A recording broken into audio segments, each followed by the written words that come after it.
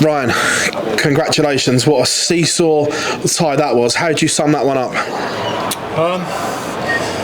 I think I missed a couple of chances early on, and obviously when it's only first to 5, it can make a big difference. I felt when I was 4-0 down, sort of the chains were let loose, so to speak, and I just sort of started playing all right. And I think he dipped a little bit and let me in, and I think that was just the story of the game, really. When Jan missed those 3 darts for 5-0, are you thinking, my lucky day here and it is a free ride? Yeah, potentially. I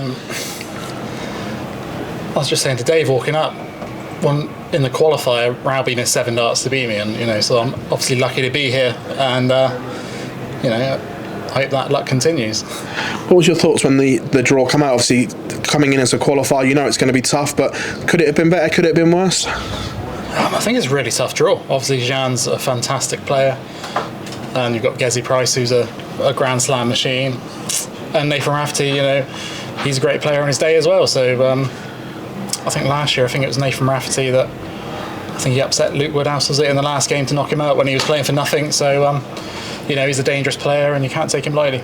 You touched on Gezzy there, being that you have got him in your group. How important is it to get those points on the board so you're not chasing for one of those top 2 positions? Yeah, obviously it is, but there's nothing saying that Jan ain't going to win his next 2 games and beat Gezzy. So that keeps the pressure firm on me. So I need to put in a good performance against Gezzy and against Nathan. I think before the game I was looking for minimum 4 legs, really. I think if you can win 4 legs, it gives your leg difference a chance when when the group's tight. So obviously to come from 4-0 down, win 5-4, that's happy days, really.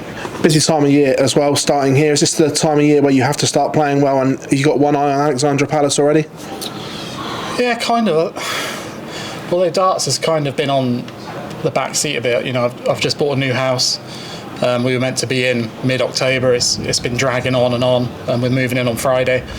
Hopefully I'm still in the tournament on Friday, so my partner Sophie, she can unpack all the boxes, save me the job. So like I say, darts has not been my main focus really for the last couple of months, but I feel like the last couple of months I've been sort of raising my game a little bit and getting back to near where I know I can play. Ryan, congratulations. Cheers. Thank you. Ryan, the comeback you mentioned against Roby in the qualifiers and obviously today as well, does that show your strength of character that you're able to bounce back from those positions?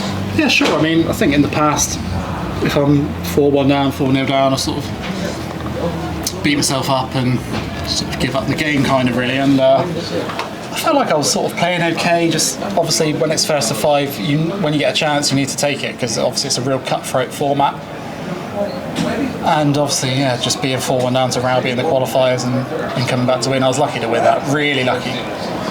And it could be an omen for the rest of this tournament. I hope it is. How confident are you can get out of the group now? Obviously you won your first game last year and couldn't quite manage it, but... Well, yeah, you say that, but I ran into 107 averages, you know what I mean? Yeah. If anyone runs into that, they're probably not going to get through their group, so it's just one of those things. And hopefully that doesn't happen again. You mentioned about the house move as well. How has that sort of affected your preparation? It has a bit. My man cave where I practice is full of boxes, and I'd love to have practiced with Gary and Adam Round, but there's not enough room for 2 people in there really, so I'm just sort of squeezing through boxes and trying to have a practice. It's not the greatest of preparations, but I'm just sort of doing my best really. Cheers, Ryan. Cheers. Ryan, when you're 4-0 down, we know that some people in matches when they're close to getting whitewash can sort of sign the match off mentally. But with leg difference being so important, it's still that motivation to get every single leg, whether you win or lose. Yeah, of course. This group can come down to legs. Any group can come down to that. So I was thinking at 4-0 down, I probably should have won at least probably one of those legs, maybe 2. And those legs make a massive difference. I think sort of the pressure lifted, and I started playing all right. And just hope now the pressure's lifted a bit for my next game and can play all right from the start. When we saw the draw, a lot of people said that Nathan was the outsider and that Gezzy was the favourite. So did you see this match with Gian van Veen a real crucial tie to get through into the next round? Yeah, I think it was a massive tie, because I think looking at it before it started, I think whoever won out of me and Gian was going to play Gezzy next game, and then potentially playing Nathan to perhaps see who gets through the group. So it was a massive game, and I got a bit fortunate there, but I'm proud of myself for digging in. I saw Gian on the stage just rubbing his hands, seemed like he was cold. What did you think of the conditions up there? Yes, I quite like the conditions. You know, I prefer it to be colder than hot.